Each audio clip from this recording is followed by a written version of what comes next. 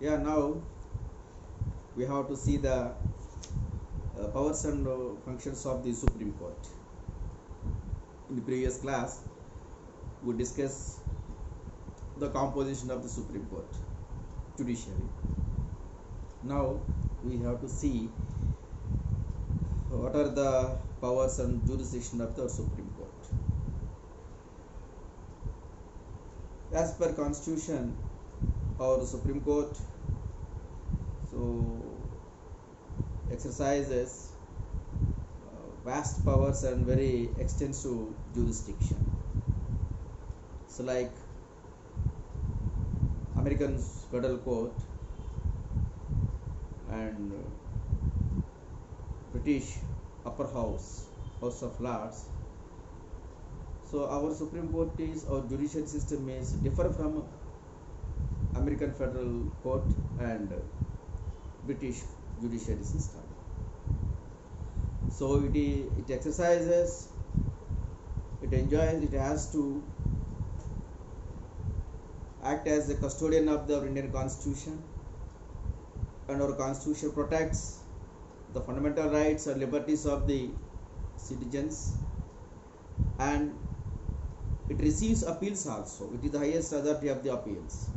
So in this situation, so we can say that our Supreme Court enjoys the extensive jurisdiction and vast powers. And one of the member, Krishnaswamy Iyer, Alladi Krishnaswamy Iyer, member of the drafting committee, so he said that, rightly remarked that Supreme Court of India has more power than any other Supreme Court in any part of the world.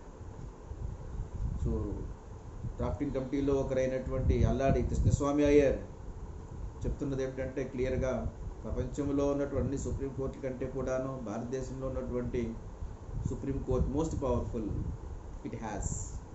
So అది ఇక్కడ మనం గమనించాలి. So now we have to see what are the functions. Of course ఇవి చాలామందికి తెలిసిందే, so మనం సిలబస్లో భాగంగా ఒకసారి మనం చూడాలి. So generally there is a 4 or 6 types of powers are there. So one is original jurisdiction. దీని తెలుగులో సహజ అధికార పరిధి అంటాం. The original jurisdiction, it means, so as a federal system, we know very well we are practicing the federal system. That means there is a powers are clearly divided between the center and the states. There is a clear division of powers between the center and the state. అంటే కేంద్రానికి రాష్ట్రానికి మధ్య అధికారాలు క్లియర్గా స్పష్టంగా విభజించబడ్డాయి.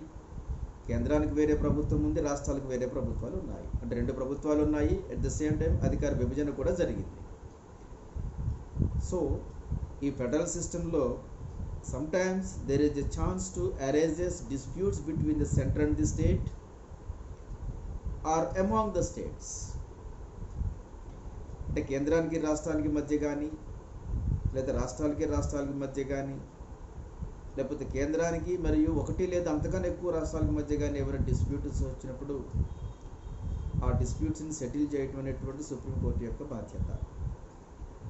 Yes, it is the responsibility of the supreme court to settle the disputes, if any, arises between the center and the states or among the states, or center versus one state or one or more states. So this is known as original jurisdiction అంటాం. So సమాఖ్య లక్షణాల్లో మనం మాట్లాడుకునేటప్పుడు చెప్పుకున్నాం, independent judiciary system is very essential for the federal system. The reason is కేంద్రానికి రాష్ట్రాలకు మధ్య కానీ, రాష్ట్రాలకి మధ్య కానీ ఏమైనా తగాదాలు వచ్చినప్పుడు ఆ డిస్ప్యూట్స్ని సెటిల్ చేయడానికి థర్డ్ పార్టీగా ఒక ఇండిపెండెంట్ జ్యుడిషియరీ అనేటువంటిది అవసరం. That is the Supreme Court original jurisdiction. This is the first one. And second one is writ jurisdiction. అంటే second one is appeal jurisdiction. అప్పీళ్ళ విచారణ పరిధి అంటాం. అంటే ఇక్కడ if any party or any individual not happy or not satisfied with the judgment of the lower courts, he can appeal to the supreme Court. ఏదైనా ఒక వ్యక్తి కానీ లేకపోతే ఏదైనా ఒక సంస్థ కానీ హైకోర్టు ఇచ్చినటువంటి తీర్పుతో సాటిస్ఫై కాని పక్షంలో తనకు అన్యాయం జరిగిందని ఫీల్ అయినప్పుడు తను సుప్రీంకోర్టుకి అప్పీల్ చేసుకోవచ్చు. So then the Supreme Court accepts receive such appeals. So this is called as appellate jurisdiction అంటాం. See once again, if any individual or any party is not happy with the judgment of the high courts, they can appeal to the Supreme Court. The Supreme Court receives such appeals. So this is appellate jurisdiction. Then Supreme Court starts trials and it gives final judgment. That is the final judgment. So ఒకసారి Supreme Court తీర్పు ఇచ్చిన తర్వాత ఇంకా దానికి మనం bind అయి ఉండాలి. So this is the final appellate. ఈ అపీల్స్లో 4 టైప్స్ ఉంటాయి: constitutional related appellates and civil appeals and criminals and other special limitations. So these are the appellate jurisdiction. That means the cases which is related to the criminal, that is the criminal appellates. The appeals which are related to the civil cases and property disputes, ఆస్తి తగాదాలకు సంబంధించి అంటే 1 lakh above ఉంటే దాన్ని మనం appeal చేసుకోవచ్చు. దాన్ని civil cases అంటాం. So దానికి మనం ఏ అపీల్స్ అయితే సివిల్ కేసెస్ సంబంధించి ఉంటాయో వాటిని సివిల్ అపీల్స్ అంటాం. అలా కాన్స్టిట్యూషనల్ మ్యాటర్కి సంబంధించి ఉన్నటువంటి వాటిని కాన్స్టిట్యూషనల్ అపీల్స్ అంటారు. So these are the appellate jurisdiction. And third one is advisory jurisdiction, అంటే సలహా రూపక అధికార పరిధి అంటాం.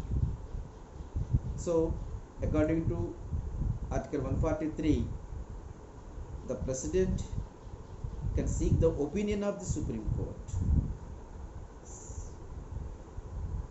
So when he needs some clarification, especially ఏదైనా పబ్లిక్ ఇంపార్టెన్స్ సంబంధించి కానీ ఏదైనా కాన్స్టిట్యూషనల్ మ్యాటర్కి సంబంధించి ఆయనకి ఏమైనా క్లారిఫికేషన్ కావాలనుకున్నప్పుడు he can seek the clarification from the Supreme Court when he requires any constitutional or public importance matters. అలాగే ఎప్పుడైనా ఆయనకి another one is before implementation commencement of the constitution, if is there any disputes regarding the treaties or agreements or alliances, constitution అమల్లోకి రాకముందు ఏదైనా దేశంతో కానీ ఏదైనా ఇన్స్టిట్యూషన్స్తో కానీ ఆర్గనైజేషన్స్తో కానీ ఏమైనా అగ్రిమెంట్స్ కానీ ట్రీటీస్ కానీ అలయన్సెస్ కానీ ఉంటే దానికి సంబంధించి అయినా సరే ఏదైనా ఆయన సంతకం పెట్టేటప్పుడు ఏదైనా ఇష్యూ ఆయన అవసరమైనప్పుడు when the president feels he can seek the opinion of the Supreme Court as per Article 143 of the Indian Constitution. Then the Supreme Court tenders his opinion. The President may or may not be so follow or accept that opinion. రాష్ట్రపతి దాన్ని follow అవ్వచ్చు అవ్వకపోవచ్చు, but అడిగినప్పుడు సలహా ఇచ్చేటువంటిది సుప్రీంకోర్టుకి ఉండింది. సుప్రీంకోర్టుని సలహా అడిగే అధికారము రాష్ట్రపతికి ఉంది, అడిగినప్పుడు సలహా ఇవ్వాల్సినటువంటి అవసరత సుప్రీంకోర్టుకి ఉంది. So this is advisory jurisdiction అంటాము, అది గమనించాలి. అలాగే next one, so court of record అంటాము. సో కోర్ట్ ఆఫ్ రికార్డ్ ఉన్నప్పుడు the court records all the business which is happening in the daily court administrative process.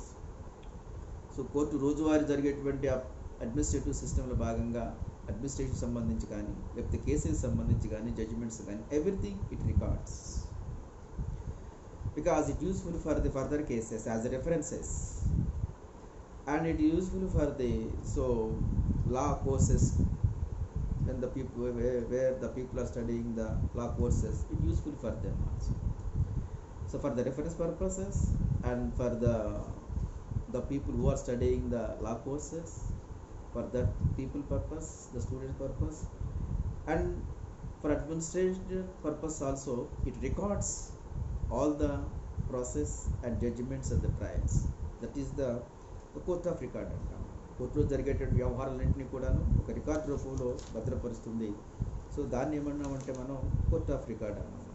So అది అంటే ఫర్దర్గా judgments మరి రివ్యూ చేసుకోవటం కోసం, లేదా same cases if any same cases comes, so to refer such judgments అదే విధమైన కేసులు మళ్ళీ ఎప్పుడైనా వచ్చినప్పుడు ఈ కేసుని రిఫర్ చేసుకోవడానికి ఉపయోగపడతాయి.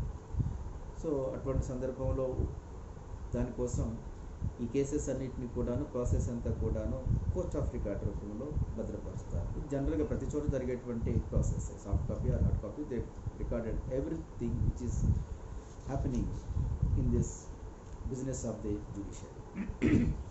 అలా ఇంకోటి ఏమిటంటే రిట్స్ అంటాం. సో రిట్స్ జారీ చేసేటువంటి పవర్, దాన్ని రిట్ జ్యూరిస్డిక్షన్ అంటాం. ఇక్కడ సో ఇందాక మనం చెప్పుకున్నట్టుగా సుప్రీంకోర్టు యొక్క ప్రథమ కర్తవ్యంలో ఒకటి ఏంటంటే ప్రాథమిక హక్కుల్ని కాపాడడం. It has to protect the fundamental rights of the Indian citizens. So in that process to protect our rights and liberties, the courts issues some writs.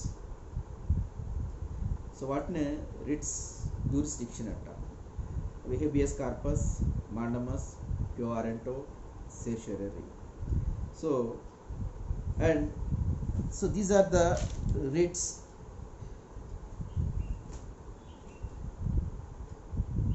Supreme Court can issue to protect our fundamental rights.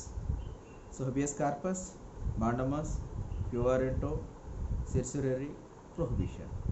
So ఈ రిట్స్ని supreme court and high courts కూడా issue చేసటం ద్వారా మన యొక్క ప్రాథమిక హక్కుల్ని కాపాడతాయి.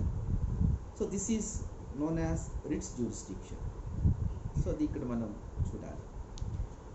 అలాగే అంటే ఇక్కడ హెబియస్ కార్పస్ అంటే you may have your body, అంటే అరెస్ట్ చేసినటువంటి వ్యక్తిని 24 అవర్స్లో సో న్యాయస్థానం ముందు ప్రజెంట్ చేయాలి. If any police people fails to do such process, the court issues habeas corpus. The detained person must be presented in the court within the 24 hours. That is habeas corpus.